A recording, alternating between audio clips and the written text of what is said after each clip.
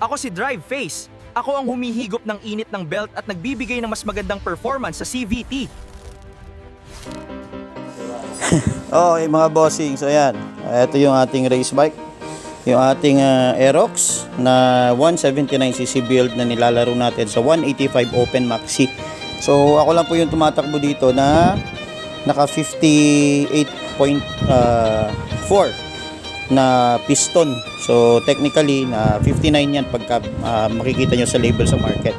So anyway, so itong running natin na 179cc na Aerox, yung champion lang nung Sunday. So ito po ay sa all original build, all original specs. Ibig sabihin wala pong available sa market dahil sinadya natin itong pinagawa.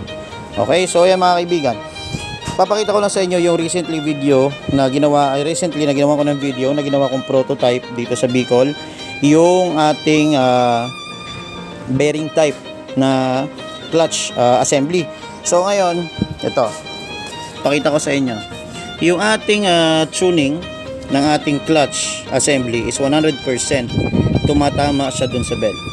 So ito po mga kaibigan, ito yung sinasample ko na nilalagyan ko ng puti. Okay? Kaya mapapansin nyo mga kaibigan yung parteng kumikintab na yan. Ayan. Tingnan nyo. 100% meron siyang contact sa mismong bell.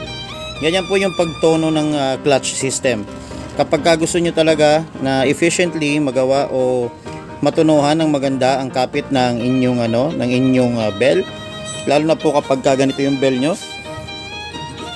naka-groove, ayan, make sure po na marunong kayo maglapat ng clutch lining or clutch shoe. Okay, so ganun lang. Ayan mga kaibigan, 100% napakapit natin yung clutch shoe.